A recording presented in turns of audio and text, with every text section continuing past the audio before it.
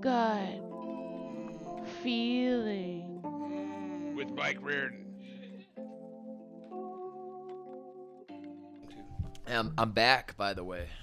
You're back in? Yeah, I got the call a When? couple days ago. I still haven't been back though. I'm not gonna run back there like a lost puppy.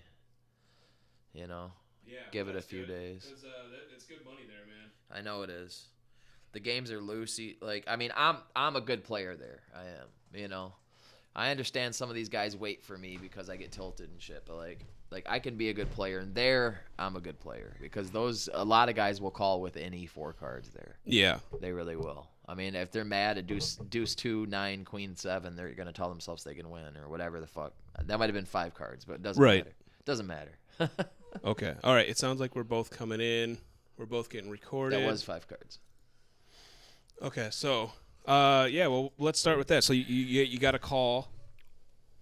Yeah, so I got a call from Keith, the manager at MGM, and he's like, we're happy to have you back type deal. Earlier this week. Yeah, he just, of course, he reminded me of, like, what I did wrong and, like, said, don't do that again. And then, like, it was, but nice about it. He was professional and nice. I have nothing bad Keith's always been pretty cool. I have nothing bad to say about Keith. I made Keith feel upset, and I understand that he didn't feel respected. And so he felt like he had to do something about it.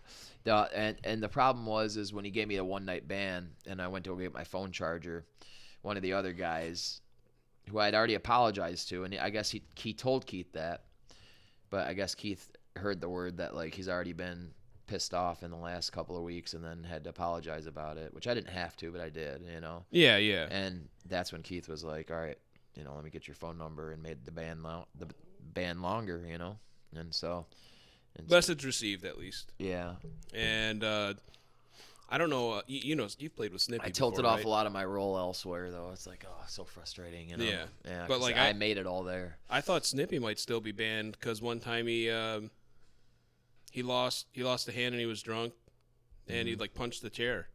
Yeah. See, I mean, And like weird, I don't know if he's still banned. Weird things will get you banned. Like, you can throw cards at the dealer and probably get a warning. Right.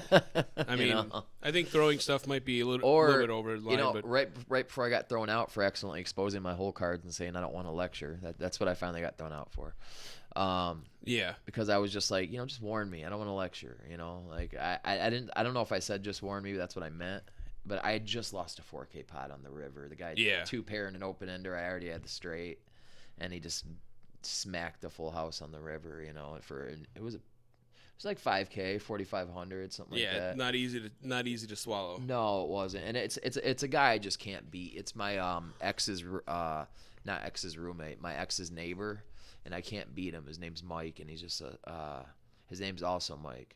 He never loses. He's like one of the only winning players I've ever met, but not because he's good. He always gets it in behind against me, and I can't beat him though. Like, I can't beat him. Like, we're talking, I can remember so many thousands of dollars of just going his way on the last card. Oh yeah. Yeah. You're like, okay, good. Anything but the 4 of clubs, and I'm good. Yeah. And then 4 of clubs. Well, he thinks I'm so splashy. He'll go all in with like ace, king, jack, 9 for like 1,200, and I have aces waiting, and then I snap call him, and then queen 10's right on the flop. Yep. Yeah. And then you're done for. He got me. Yep. Yeah. Well, if you're just joining us, this is another episode of Gut Feeling with Mike Reardon. I'm your host, Mike Reardon. I'm joined again with the real Evan Miller. Yes. We, the first episode, I really liked the format. Yeah. There was a few tweaks on the back end that I don't really need to get into the details for that I'm hoping to fix for this time around. But I don't know if you got a chance to watch any of it. No, I need to watch it. I guess I'm like the stars. I'm just too busy. I got too much going on. Fair enough. That's what you got to say, right? Fair enough. Yeah. We had the conversation. We know what we said. But what I was looking. I don't know. You can see up here what I'm doing. Yeah. I got multiple angles. So like when you talk, I'll put it on your shot. It does then when I talk, I'll put it on mine. And then I have this other shot in this direction here. And it's just me playing around with the whole recording setup. A little Jim Carrey-esque vibe. Look. Yeah. There. I like it. Okay. Yeah. So and then like when I was looking up the cot plant and stuff, it recorded the screen. Oh yeah, I forgot I So, brought that cot plant up. That's it that's an actually- interesting plant. It's probably nothing I would chew on, but like in my 20s I would have, because now I realize that I wouldn't enjoy stuffing my mouth full of leaves, just to get a stimulant effect that I don't enjoy that much. Well, I remember in college, at MSU, I ordered morning glory seeds. Oh God, yeah, those don't work out well usually. They did not. Yeah, They did not. And I remember like we ground them up in like a coffee grinder, and then we ate them in like yogurt. Yeah, And it was there's really a way to. weird. I hear there's a way to deshell them right, but I don't know. Whatever it was, we did yeah, it wrong. Yeah, And then I had to go to work at the fitness center, and I just had to sit there at a desk and check people's IDs. because it's LSA that you're trying to get in your body. Yeah, that's but you're what it trying was. to get in your body without getting sick. And so there's Hawaiian Baby Woodrow seeds and Morning Glory seeds that do that. So I'm kind of like, I kind of got a lot of the knowledge that Hamilton does from Pharmacopoeia. Only he has like he has access to like real pharmaceutical labs, so he can go a step further than me. Yeah, and he gets paid to do it. Exactly. Which yeah. I mean, that would be cool, yeah. very interesting lifestyle. You get respected at that point. At that point, you're not just like, Doesn't he have a PhD? He probably does. Yeah, he's very educated in it at least. And if he doesn't have a PhD, I don't think he's a doctor. No, he's not Dr. Hamilton. Okay. However, he's smart and he's respected for what he does because he takes it to a professional level. You know what I mean? He's not just some guy who's been in a club before, so people trust him a little bit more. But I could give you a lot of the same information he does, and I agree with a lot of what he does. Yeah, but the difference is he has a camera crew follow him around, and then he puts out a 30-minute piece. I would love the chance to do what he's done. Hey, absolutely. one day. I would one day, right? We can get there. I would probably do probably just as well as he's done, something similar. The only thing is he's had a couple of bomb shows before where people in the comments are like, what's wrong with this guy? Like when he went to the rainforest, he was just like so strung out on God knows what from the months before. God knows what he was doing. He was just so skinny, and they had to like help him through the whole rainforest and everything. He was trying to get the poison from a toad to get high. Oh yeah. I can't imagine the anxiety of having to schedule a whole trip, not like a psychedelic trip, but like a whole like travel trip. Well, the only drug he brought with him was JWH, the one we looked up, the synthetic weed, because at the time it probably wasn't internationally illegal. So he was like, I was smoking JWH on the river, feeling nostalgic or something, saying weird shit. But like he was just so skinny and strung out looking in that episode, So like he's been through some stuff too. I think he has. So he has some firsthand experiences, well, don't get me wrong, he's very qualified. Yeah. I do like his work. And like a lot of them are very different, and I definitely haven't seen even half of what he has, but like I'm very because you very can't, familiar with it. In my opinion, you can't be an expert on what he calls it pharmacopoeia. Other people just call it drugs, but you can't be an expert on drugs or pharmaceuticals or any of that stuff if you haven't been through the pain of what they can produce as well. And that's what I'm I mean? saying. Yeah. Like the anxiety of understanding at least some layer of those type of chemicals and your past experiences, because not all of them are good. Right. And like, okay, what am I going to expect? And I have to somehow produce something out of it. Mm-hmm. Dude, that would weigh on me so much, because it's not just relaxing and partying with your friends now. Well, we've seen everything change now too. It's like partying with your friends. Pills have been semi-accepted. Some in some circles they're considered hard drugs. In other circles they're considered. It's what's in music and stuff. And we've talked about that, about how like music can change people's minds about things and all that, and like you hear enough about people talking about prescription pills and all that, and it does become a little bit more legitimized in my mind. At least it did when I was young. All that stuff being talked about, even on Eminem's label and all that. I shouldn't have took any of it seriously, but you hear it enough, it just, when you're young, you think it's cool. I don't know. What, pill popping? Pill popping, all of it. Even like thug life, I thought I was, I don't know. I just, even though I wasn't a thug, I never wanted to hurt anybody or anything. It's just like quick money and all that type of stuff. I tried it all. Oh, yeah. Tried it all, Yeah. And had a little success and stuff, but more failures. You're going to have more failures in that route, because if you build a solid career, you can get like real solid a lot of money eventually. Everybody will. I mean, if you just do the right thing, and like music, and any type, just whatever you're good at, find your lane. Like I was watching Joe Rogan. I mean, I'm just gonna steal his words, but or whoever his guest was, but just find your lane, like whatever you're good at. It was Dr. Phil actually. Dr. Phil on Joe Rogan. Joe Rogan, yeah. Just find your lane, whatever you're good at.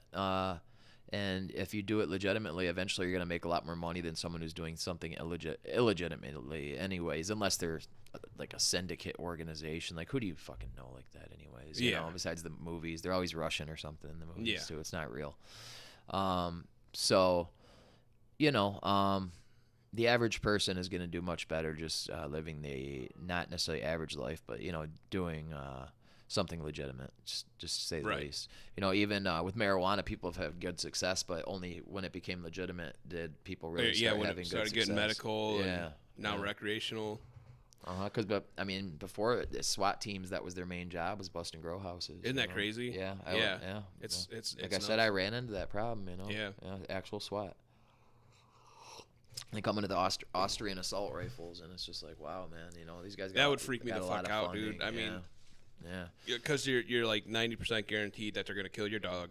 Yeah. And thank God I didn't have one, but my cat did run away like 3 days later because the metal door they broke wouldn't close no matter what I did, putting a big old rock on the other side of it. They broke because it was a nice store at Beacon Hill. It was like a real nice condo complex.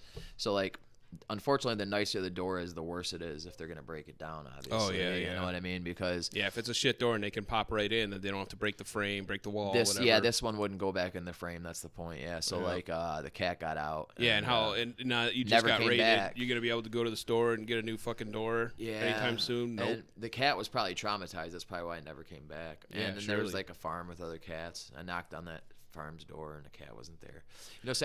Cats can survive outside, just kind of roaming. They're kind of it's different with a dog. Dog I would feel bad for. A cat running out and disappearing for a year. You think it can catch food? Absolutely. A lot of them got to survive on roadkill and stuff. Either that or they're gonna go door to door and how many stray cats do you have?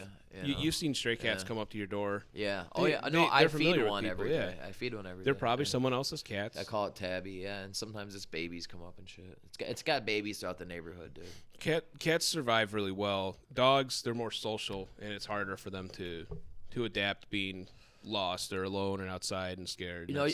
You can tell when a cat's feral if it can't meow or won't meow. It won't. Yeah, it won't try to communicate with humans. Yeah, and usually they growl. Usually they look more matted and things like that. But but if they won't meow at all, that's one telltale sign. Anyways, it's not like for sure guaranteed. Yeah, but that's So okay, you had a bad weekend. Yeah, playing. I had a bad. You were playing on the app, playing live. Well, I had a black Saturday where I just I don't know what happened. I was playing live, not doing well, and then. We're at like a home game? A home game, and then I was playing online. Anybody I know? Yeah, it was Mario's game.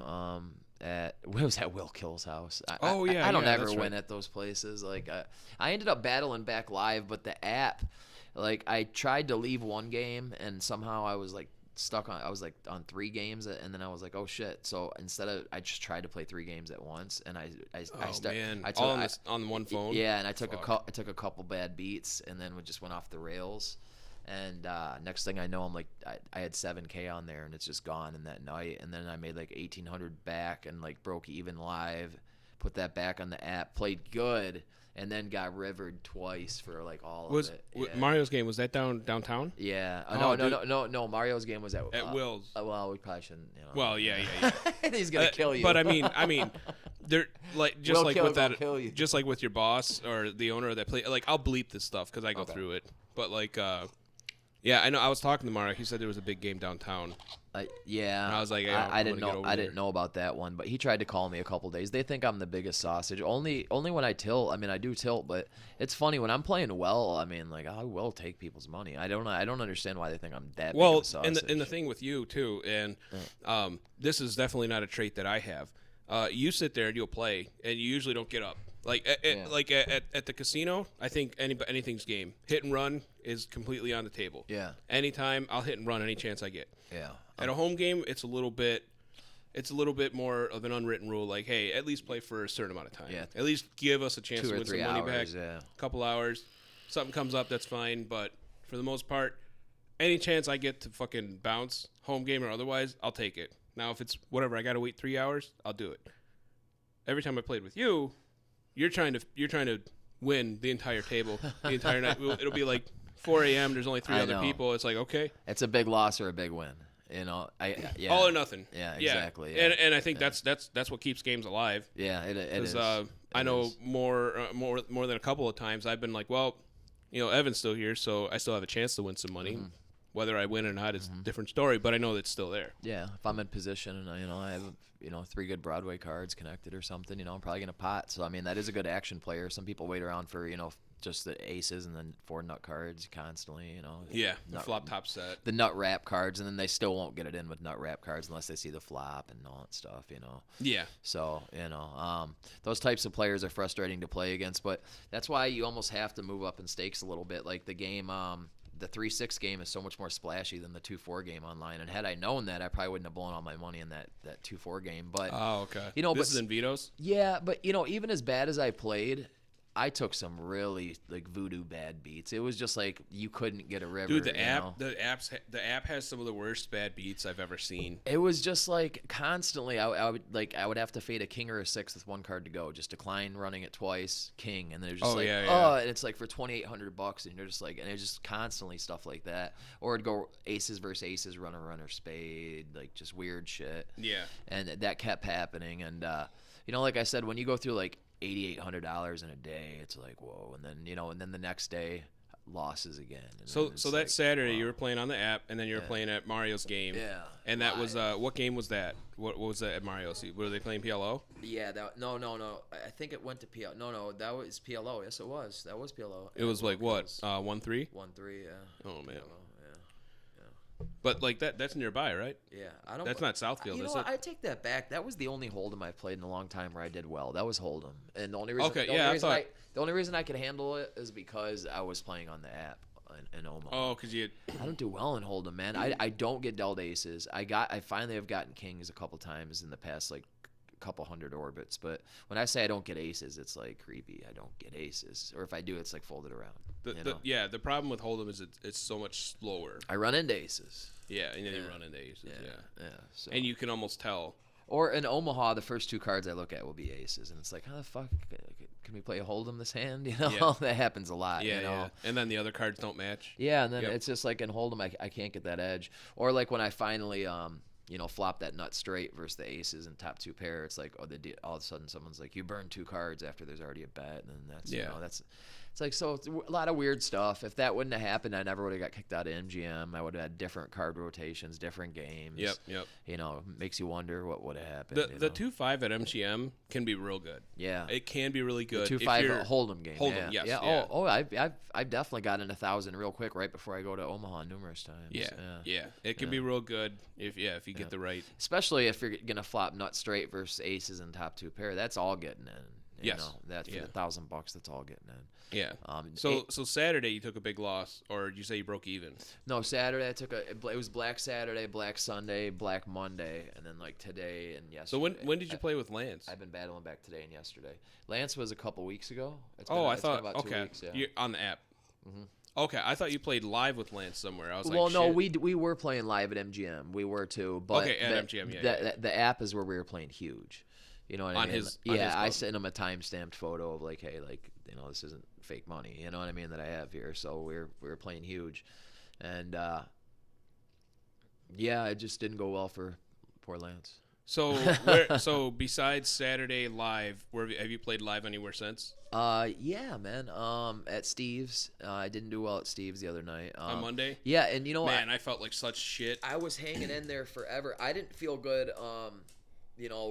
The next night, they wanted me to come the next night, and they were going to give me $100 rate back.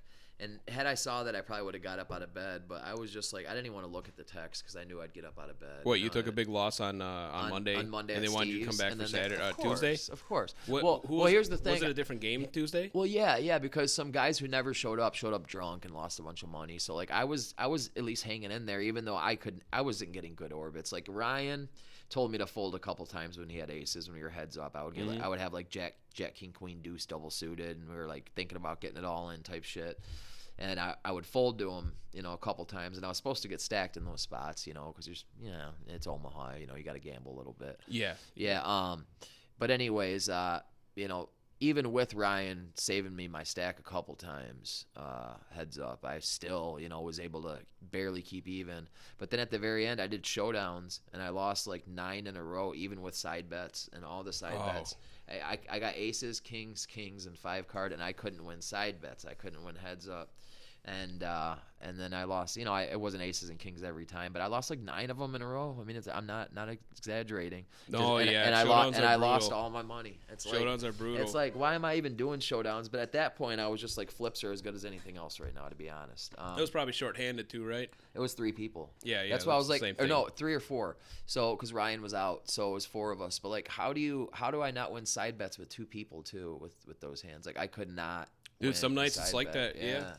Yeah, you can't get anything. Well, showdowns have never been good to me. It's just one of those spooky things where just showdowns I should not do, because no matter what, I keep thinking eventually it's going to swing in my way, and it never has. Yeah, and then you lose 3 of them, and you're like, well, I can't quit now. Well, that's what happens. Because if you win one, you're like, there's like 50% of your money back right there. Right, you win one, and then you can't just be like, well, I'm not going to do anymore because that's a dick move.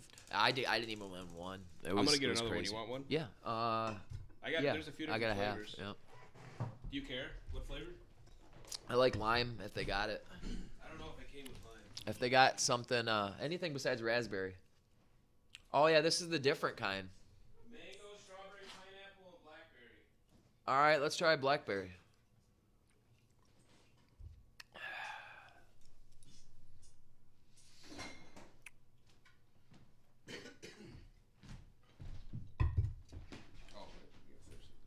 Yeah, so for all the people who don't understand poker, though, we'd have to move the subject, because they're going to be like, what are these people talking about?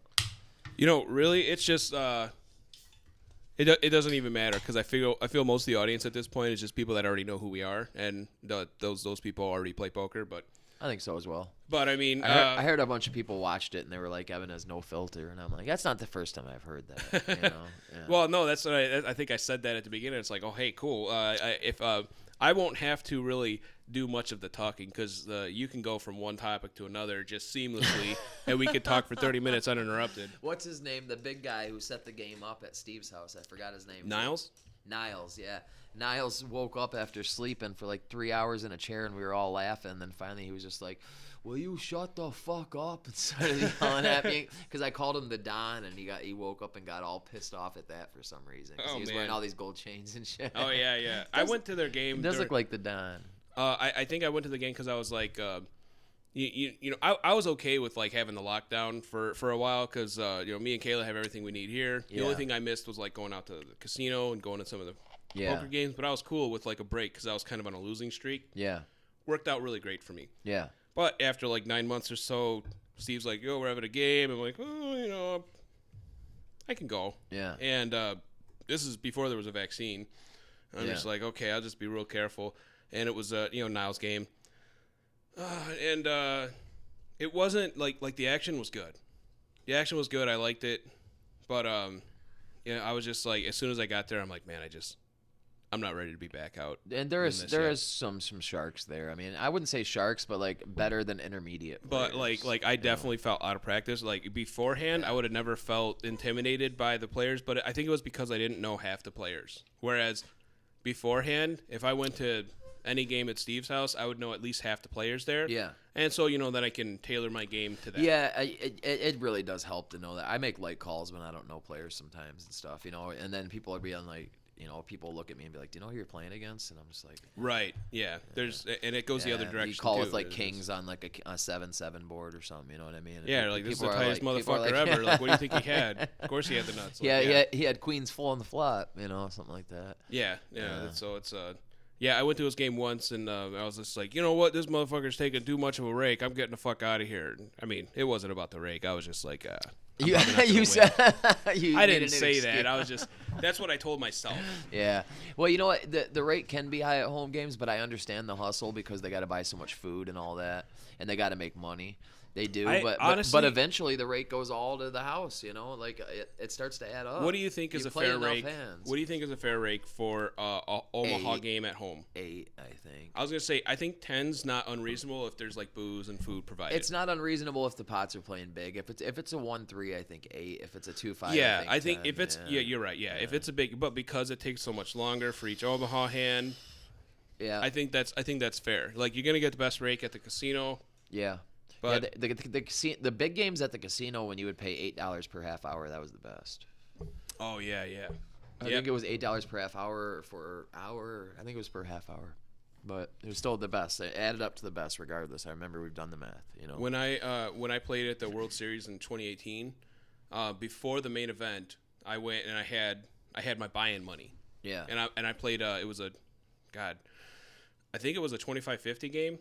And I'm like, I'm just gonna play with my 10K. If I lose, I'm just gonna go home early, and I won't play the main event. That's a sick game. And I ended You're up out in Vegas, right? Yeah. Yeah. So I won $7,000. Oh, you ran pretty good. Okay. Well, yeah. Almost doubled up. I almost got a free bullet. Yeah, that's close enough. You don't even have to double up in a game that big. Yeah. Right, but they had that. It was and I think it was like $10 a person every half hour. It was high, but the table's like. See, it would be hard for me to leave a game like that when I'm only up $7K. It was amazing. It was so and like it's so easy for me to fold. But I would hate to have to ship 17K with aces pre-flop too. But I would. Well, I bought in 2K at a time. Yeah. And I was in for 8K before I won like the big pot. Okay. All right. But that's how it goes. Kept shipping it. Yeah. But yeah, that's what we did at the table. It was like it's $10 every 30 minutes, and we just did. I think it was a bomb pot for not a bomb pot, but like. One person would pay it every 30 minutes. And, they deal out of hand. So you basically won a showdown. Well, yeah, but then you got 8 players. Yeah, I know. And so there's I had to pay one of them, and then I never had to pay another everyone's one. Probably, but you had to pay everyone's for calling everybody. your 2K. It's like 3 or 4 people probably on the flop. Yeah. It was great. Yeah. It was great. And then like that's I'm trying to teach my buddy how to play Hello, but like I have to just get him to a game and like or like watch it on TV and show him like about position. And I'm like, dude, you buy in with a small stack, and then you let the bigger stacks bully each other to try and isolate for you. And you can do it that way. I do like right now. My strategy at MGM buying in for 1,000's been great, just because. But it's a soft game, so like if you have that opportunity, you want to have 1,000 in front of you. Oh, you know what I mean? Like if it's a 6-6 queen flop and you have queens and someone's gonna go the whole way with the 6, like you really want to have that 1,000 in front of you. You know what I mean? Yeah. But not every game's like that. Not every game's that easy. Well, what's your experience at MGM? Like with me, every time I go and I'm at the must move table, it's the best action, the best money. And then when I get to the main, I want to kill myself. It's because the must move has, I think, a lot of hit and run players. Like like players that are intermediate or even under intermediate are more hit and run style players. They're more scared to lose money. And like when you get to the games where people are hanging around longer, that's going to be the main game. You get a few more tight players. Yeah, that's I mean, I play pretty tight. Yeah. Unless I've lost a few bullets, and then I'm just ready to just ship. Well, who wants to just fucking give it away unless they're tilted? You know what I mean? Yeah. Well, yeah, it never fails. As soon as somebody loses like their third all in, like dude, the first. It is crazy. It's like once the voodoo's over somebody, and like you can smell the desperation on them. It's just like wolves attacking somebody at a table. Yeah, like, but that's what you want. I know. Because then you're like, all I need is I'm gonna get 5x. I was that guy for like the last 3 days, until I finally did well. I really did really well in the last 24 hours, thank God. But that's good. That's good. Yeah, I remember you were in. You messaged me the other day, and what was it, yesterday or the day before? I had to sell my ETH and BTC. I bought it back, But okay. Well, I didn't buy my BTC back, but I could easily right now. I just didn't. It went down in the last 24 hours a little bit. Like no, it shot back up. It went under 38K. I saw. Dude, ETH or Ethereum's up 8 or 9% in one day right now. And Bitcoin's up like 3 or 4% in one day. That's a big rally. Yeah, that's a big ass rally. And well, and then of course I bought it back after it went up. Yeah, I saw there's something about another Ethereum hard fork coming up, soon, and I don't know anything about it. It was going down for days, and then the day I sell it and buy it back, it rallies. But what are you gonna do? I won money with it, so it's like I had a bigger lick than my agent did, buying it back. So yeah, for anyone who doesn't know what I'm talking about, that's doesn't matter. Never mind. We can't discuss it. I just realized we can't discuss it. Well, there's stuff I could take out. Well, it's okay. I mean, there's no reason to discuss something you got to take out. It's just like something that's like technically probably against the gambling rules that we just won't talk about. Yeah. That's no big deal. Yeah. Yeah, because the state, has very strict rules that they want, and it's all set up for the house, the casinos, to win. We all know that. Yes. We know that. That's what the gaming division's there for, and even the Secret Service helping them and all that is because there's a big lobby that's been, started with like mobsters and all that, but it's turned into legitimate business, obviously. Yeah, and there's a lot that you can accomplish with it, and it does have a lot of value for convenience. The last great president of the United States, Donald, J. Trump, of course. You said great. Yeah, I'm fucking with you. misspoke. I'm fucking with you. Bye. Well, no, that actually, Vice that always does that. Bye. Actually, do you want to? Because we're at 30 minutes now. We can do. I did like Trump's results, but dude, Trump could have been so much more diplomatic to help win himself a second term. You know what I mean? Oh, dude. Actually, hold on. Pause for a sec. Because I want to keep these around 30 minutes. Diplomatic's not even the word, but just like, you know what I mean? Yeah. So we're at 30 minutes, and do you want to talk and then do like another episode? Because then I can Sure. release these 1 week at a time. Sure. So they go 30 minutes or 60 minutes? Yeah. Do you see this one here down at the bottom right? It says recording. Yeah. So is it okay to set at an angle like this? Oh yeah. See, okay. You can see yourself right there. All right. Cool. See?